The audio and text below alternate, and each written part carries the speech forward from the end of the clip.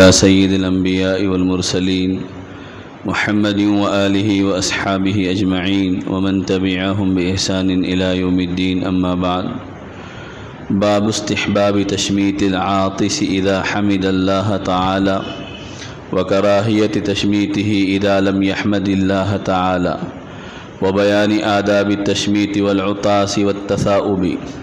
عن أبي هريرة رضي الله عنه أن النبي صلى الله عليه وسلم قال: إن الله يحب العطاس ويكره التثاؤب، فإذا عطس أحدكم وحمد الله تعالى كان حقا على كل مسلم سمعه أن يقول له يرحمك الله. وأما التثاؤب فإنما هو من الشيطان، فإذا تثاءب أحدكم فليرده ما استطاع، فإن أحدكم إذا تثاءب ضحك منه الشيطان. رواہ البخاری. یہ ایک مختصر عنوان ہے کہ چھینک اور جمائی کے سلسلے میں چھینک آئے تو کیا کہنا چاہیے، چھینک جس کو آئے وہ کیا کہے، اور چھینک جو سنے تو وہ کیا کہے. اسی طرح جمائی کا آنا یہ پسندیدہ ہے یا ناپسندیدہ ہے. ایسے موقعوں پر ایک مومن کو خاص طور پر کیا طریقہ کار کو اختیار کرنا چاہیے، اس سلسلے میں یہاں پر مختلف روایتیں ہیں. اس سے ہم لوگوں کو یہ آداب بھی معلوم ہوں گے کہ مجمع میں چھینک آئے تو کیسا کریں گے، یا انفرادی طور پر چھینک آئے تو کیسا ہوگا، یا اسی طرح مجمع میں جمائی آ رہی ہو تو اس وقت کیا طریقہ کار اختیار کرنا چاہیے. تو اس میں ان ساری چیزوں کو ذکر کیا گیا، اگرچہ کہ زیادہ لمبی حدیث اس عنوان کے تحت نقل نہیں کی گئی، لیکن بہت ضروری اور اہم آداب بیان کیے گئے ہیں. پہلی چیز یہ ذکر کی گئی کہ اللہ تبارک و تعالیٰ کو چھینک پسند ہے اور جمائی اللہ تبارک و تعالیٰ کو ناپسند ہے. اس وجہ سے کہ چھینک جب انسان کو آتی ہے تو اس کے نتیجے میں بہت سارے فائدے انسان کو حاصل ہوتے ہیں. اس کی سستی ختم ہوتی ہے، اور اسی طرح اللہ تبارک و تعالیٰ نے دماغ کے اندر بعض رگوں کو رکھا ہے جو چھینکنے کے نتیجے میں وہ کھل جاتی ہے اور انسان کو نئی تازگی ملتی ہے. اور جمائی اس واسطے اللہ تبارک و تعالیٰ کو پسند نہیں ہے کہ جمائی سستی اور کاہلی کی وجہ سے انسان کے اوپر آتی ہے، یا تو زیادہ کھا لیا اس وجہ سے جمائی آنے لگتی ہے، یا تھکا ہوا ہے تو اس وجہ سے جمائی آنے لگتی ہے. تو اللہ تبارک و تعالیٰ کو وہ عمل پسند ہے کہ جس میں بندے کے اندر چستی ہو، پھرتی ہو، اور وہ عمل پسند نہیں ہے کہ جس میں انسان کمزوری، لاغری اور تھکاوٹ کا اظہار کرنے والا بنے. چونکہ ایک حدیث میں جو ہے کہ اللہ کو طاقتور مومن پسند ہے کمزور مومن کے مقابلے میں. تو چھینک الگ ہے کہ جس کے نتیجے میں انسان کو کمزوری نہیں ہوتی بلکہ انسان کو مزید سستی اس کی دور ہوتی ہے، اور اس کے مقابلے میں جمائی ہے تو وہ انتہائی سستی کی علامت ہے. ہم خود اس کا اندازہ تجربہ بھی کرتے ہیں کہ آدمی تھکا ہوا ہو، نیند کا اس کے اوپر غلبہ ہو تو بار بار جمائی آنے لگتی ہے. تو ایسے موقع پر کیا عمل کرنا چاہیے، اس سلسلے کی باتیں یہاں پر اس پہلی حدیث میں ذکر کیا گیا. پہلی حدیث حضرت ابو ہریرہ رضی اللہ تعالیٰ عنہ سے منقول ہے کہ نبی اکرم صلی اللہ علیہ وسلم نے فرمایا: ان اللہ یحب العطاس ویکرہ التثاؤب، کہ اللہ کو چھینک پسند ہے اور جمائی ناپسند ہے. فاذا عطس احدکم وحمد اللہ تعالی کان حقا علی کل مسلم سمعہ ان یقول له یرحمک اللہ. اس میں ذکر کیا گیا کہ جب کسی کو چھینک آئے تو وہ اللہ کی تعریف کرے، یعنی الحمدللہ کہے، کیونکہ اس کی وجہ سے اللہ تبارک و تعالیٰ اس کے جسم کے نظام کو درست کرتے ہیں، سستی کوتاہی اس کی ختم ہو جاتی ہے. تو اس کے نتیجے میں اللہ کا شکر ادا کرنے کا حکم دیا گیا ہے. تو چھینک جس کو آئے وہ ان الحمدللہ کہے. تو چھینکنے والے کے الحمدللہ کو اگر کوئی سنے گا تو اس کے اوپر یہ ہے کہ وہ یرحمک اللہ کے ذریعے جواب دے. اگر چھینکنے والا الحمدللہ کہے تو سننے والا یرحمک اللہ کہے گا. اگر چھینکنے والا الحمدللہ نہیں کہا تو سننے والے کے اوپر بھی کوئی جواب نہیں ہے، یعنی کوئی چھینکا اور ہم اس کی چھینک کو دیکھیں اور چھینک کو سنیں لیکن چھینکنے والا الحمدللہ نہیں کہا تو سننے والے کو بھی یرحمک اللہ کا جواب دینا ضروری نہیں ہے. جواب دینا اس وقت ہے جب چھینکنے والا الحمدللہ کہے تو سننے والا یرحمک اللہ کے ذریعے جواب دے.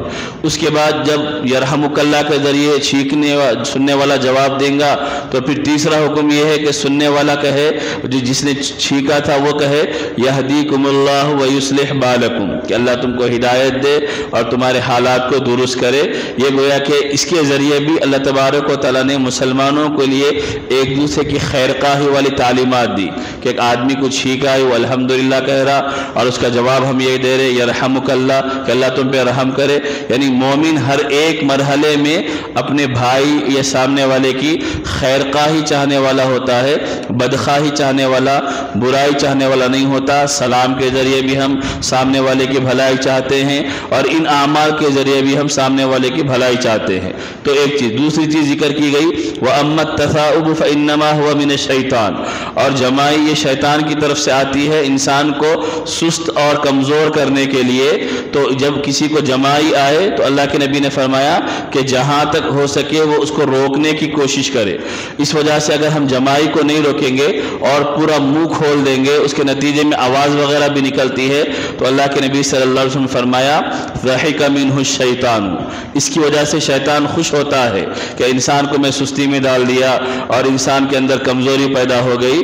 तो जमाई आए तो इंसान के लिए हुक्म यह है कि रोकने वाला बने, ताकि शैतान हमारी कोताही से और हमारी सुस्ती से खुश होने वाला ना बने।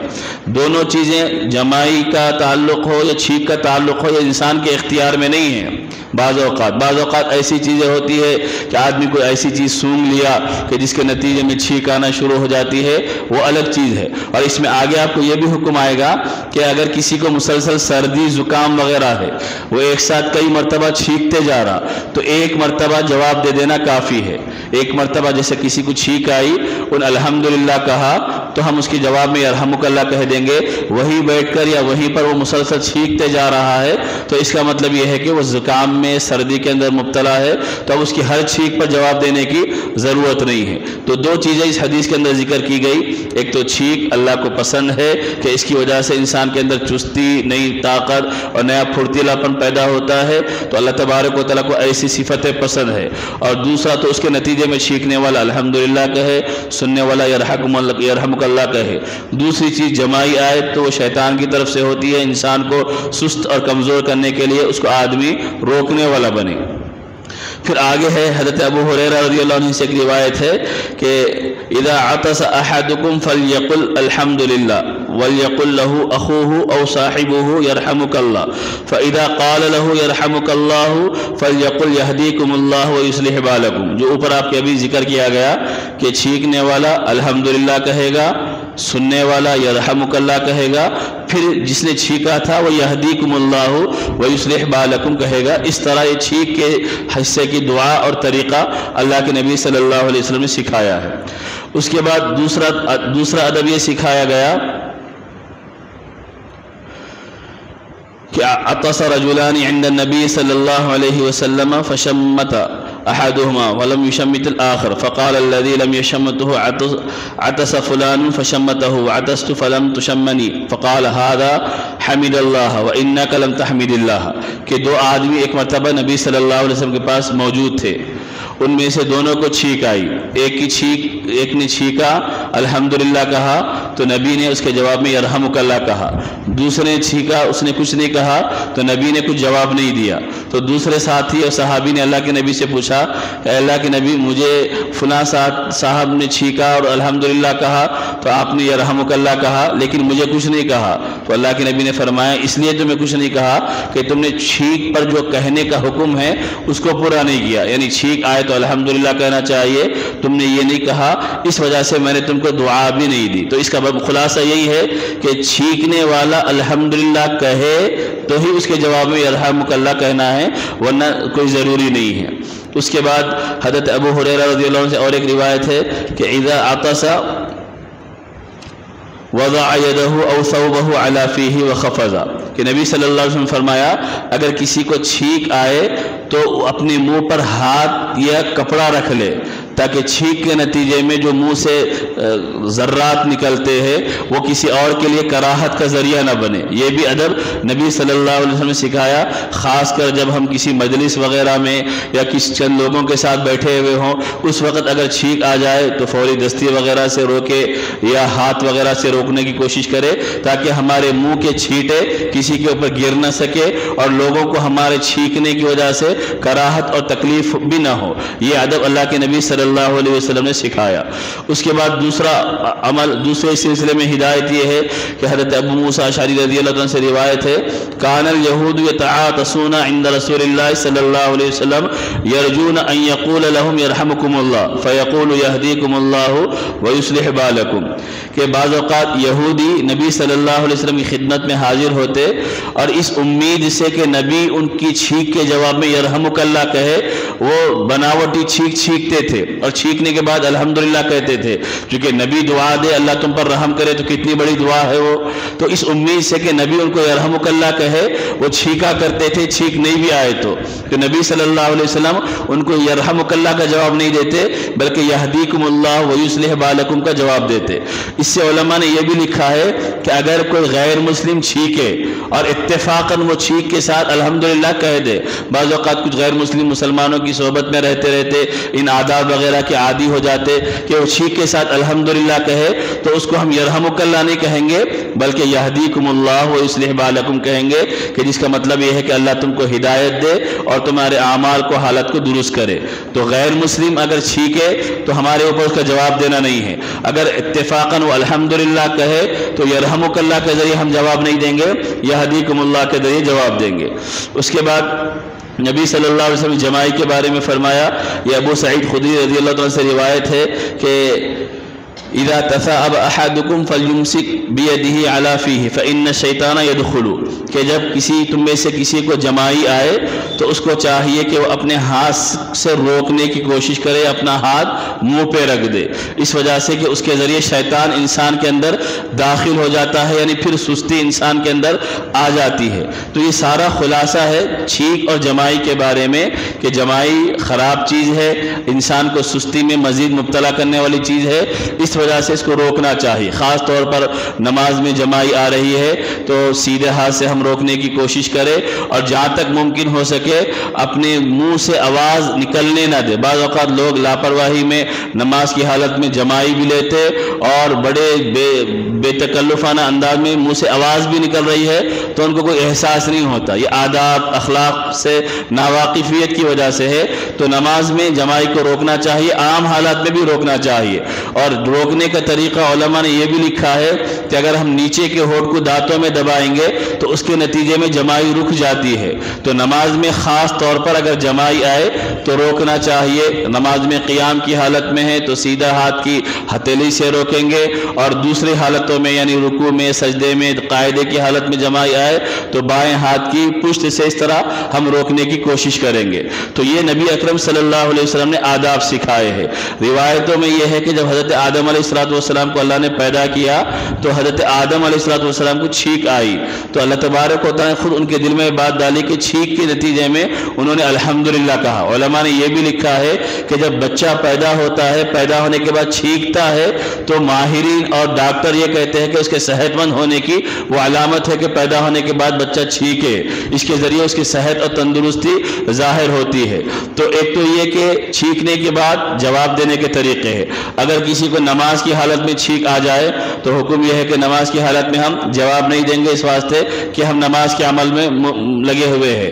اگر بیت الخلاء میں ہیں, ہم واش روم گئے ہوئے ہیں, وہاں پر چھینک آ جائے تو وہاں حکم یہ ہے کہ ہم زبان سے الحمدللہ نہیں کہیں گے, چونکہ بیت الخلاء وہ جگہ ہے جہاں زبان سے ذکر کرنے کی اجازت نہیں ہے. دل ہی دل میں اللہ کا شکر ادا کر دیں گے, الحمدللہ کہیں گے, لیکن زبان سے بیت الخلاء, باتھ روم, طہارت خانے میں اگر چھینک آ جائے تو اس وقت الحمدللہ زبان سے نہیں کہیں گے. تو یہ آداب نبی اکرم صلی اللہ علیہ وسلم نے بیان فرمائے. آپ ان آداب سے اندازہ لگائیے کہ ہمارے نبی نے کیسی تہذیب والے اعمال بھی سکھائے اور طریقہ بھی بتایا کہ مجمع میں ہو یا تنہائی میں ہو اگر چھینک وغیرہ آ جائے تو خاص طور پر اس کا کا خیال رکھنا کہ ہمارا منہ بند ہو جائے، ہم منہ کو بند کرنے والے بنے ہاتھ سے، کپڑے وغیرہ سے، تاکہ سامنے والے کو ہماری چھینٹیں نہ اڑے۔ لوگوں کو بعض وقت احساس نہیں رہتا، کھانے کے ٹیبل پہ کھانا کھا رہے، چھینک آ گئی تو بے دھڑک چھینک دیتے ہیں، جس کے نتیجے میں آزو بازو والوں کو کراہت محسوس ہوتی ہے اور نفرت ہوتی ہے۔ تو یہ آداب اگر ہم کو معلوم ہوں گے، نبی نے عمل کی دین کے اعمال بھی بتائے اور دنیا کے طور طریقے بھی سکھائے کہ ان کی رعایت ہم لوگ کرنے والے بنیں گے تو اللہ تبارک و تعالیٰ اس کے ذریعے ایک اچھے اخلاق کا مظاہرہ ہمارے ذریعے کروائیں گا۔ تو یہ مختصر عنوان تھا جو آپ کے سامنے ذکر کیا گیا۔ آئندہ جو عنوان ہے کہ کسی سے ملاقات کریں گے تو مصافحہ کیسا کریں گے، کسی کے ہاتھ کو بوسہ دے سکتے ہیں، چوم سکتے ہیں یا نہیں چوم سکتے ہیں، وہ ساری چیزیں انشاءاللہ آئندہ کے عنوان میں آئیں گی۔ اللہ تبارک و تعالیٰ صحیح علم و عمل کی توفیق عطا فرمائیں۔ سبحان اللہ بحمدہ، سبحانک اللہم و بحمدک، ونشہد ان لا الہ الا انت ونستغفرک ونتوب الیک۔